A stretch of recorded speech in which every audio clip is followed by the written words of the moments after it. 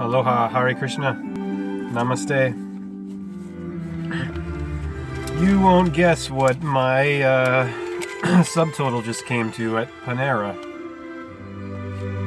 here in Saugus. It came on this date of 108-10-8 or 8-8, because originally October is 88 miles per hour. Look at what my subtotal was. I barely ever go to this place. Just finished my meeting with Bob Berry, author of Cab Stories, and I came down here into the Matrix. I would like to take an opportunity to thank God for life, for light, for everything and nothing. And I want you all to know the reason I'm harping on this, society being sick, and in the fallen state of sin, sine wave going down. 6 is the same position as birth and death. This is what it means when we're born in sin. We're born in 6. The lower position of the animal, the animal nature as opposed to the humane nature. I'm only harping on this because I want the world to be better. I want to see a better world for, my nieces and all of the children. It doesn't look good at all right now when you look out there. It's a profoundly sick society. It's no measure of health to be well adjusted to a profoundly sick society. As Krishnamurti said, he didn't say it's just sick, he said it's profoundly sick. Deeply troubled. There's no consciousness of, the 12 houses being your 12 parts of your body, from Capricorn at the knees, Cancer in the sternum, Libra in the hips, Aries in the cerebrum, Taurus in the cerebellum, in the throat, Taurus, Gemini in the arms and the lungs,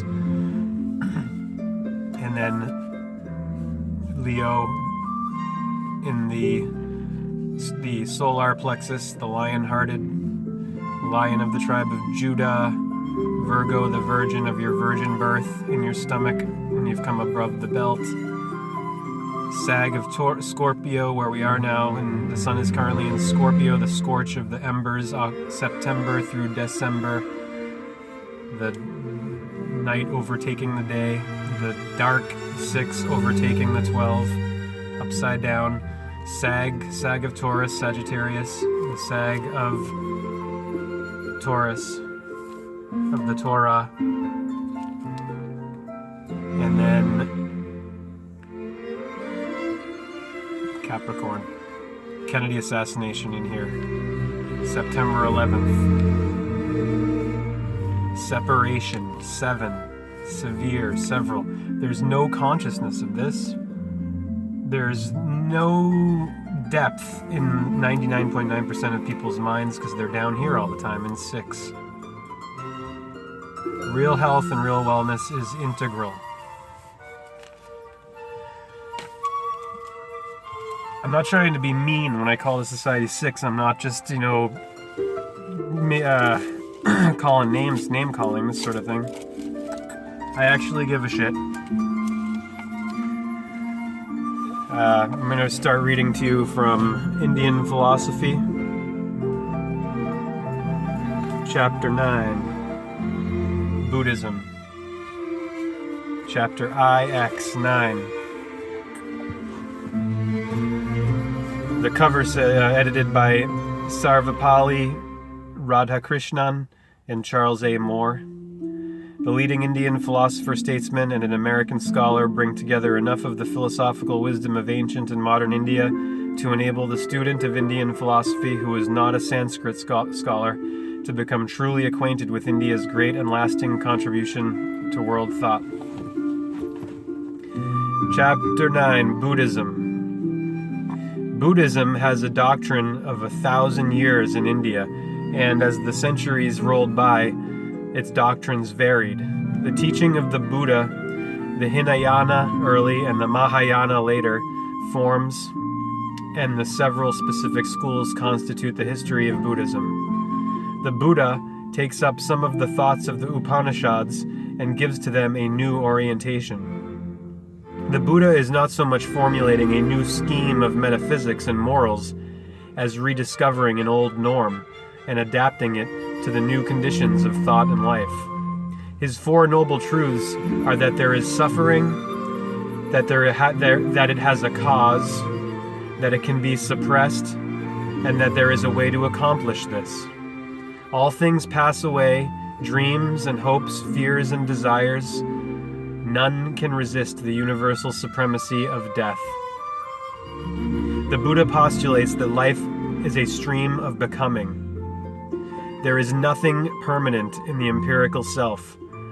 One thing is dependent on another.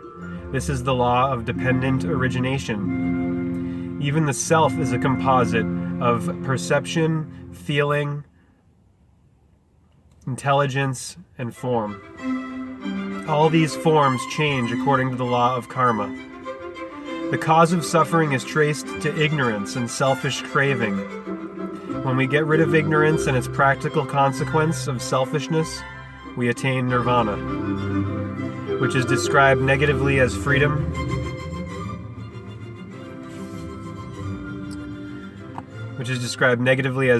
from ignorance, selfishness, and suffering, and positively as the attainment of wisdom and compassion.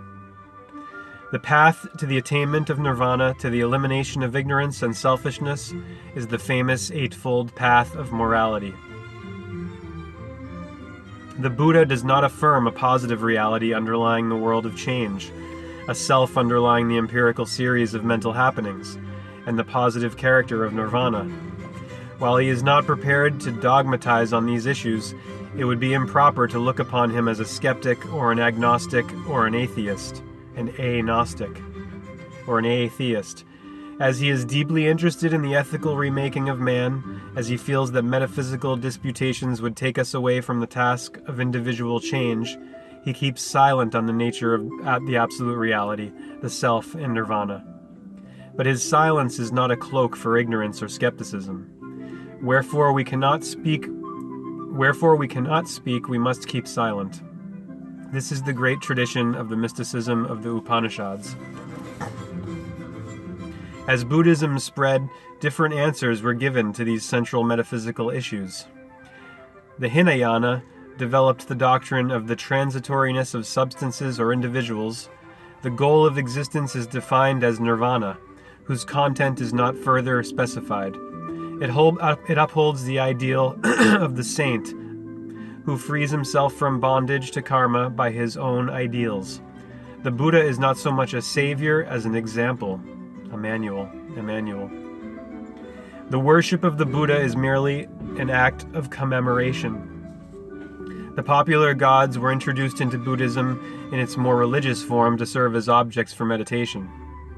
The Mahayana gives us a positive philosophy which believes in the reality of an absolute, the essence of existence.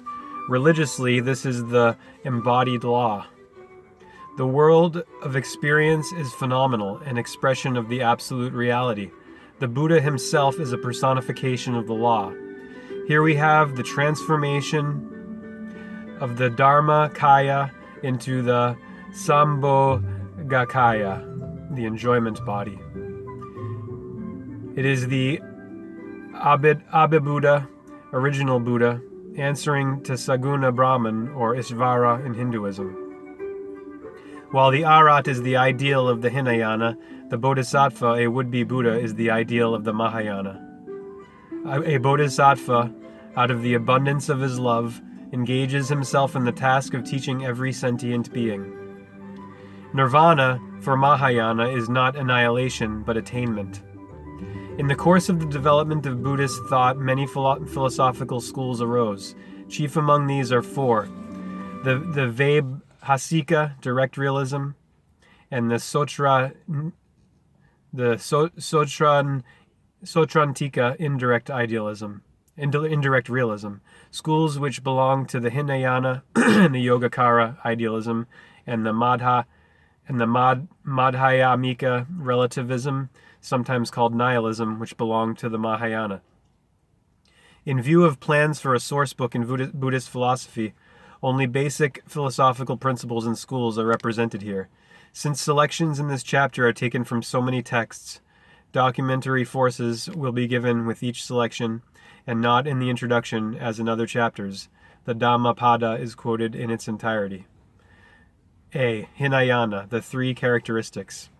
Whether Buddhas arise, O priests, or whether Buddhas do not arise, it remains a fact, and the fixed and necessary constitution of being, that all its constituents are transitory. This fact a Buddha discovers and masters, and when he has discovered and mastered it, he announces, teaches, publishes, proclaims, discloses, minutely explains, and makes it clear that all the constituents of being are transitory. Whether Buddhas arise, O priests, or whether Buddhas do not arise, it remains a fact, and the fixed and necessary constitution of being, that all its constituents are misery. This fact a Buddha discovers and masters, and when he has discovered and mastered it, he announces, teaches, publishes, proclaims, discloses, minutely explains, and makes it clear that all the constituents of being are misery.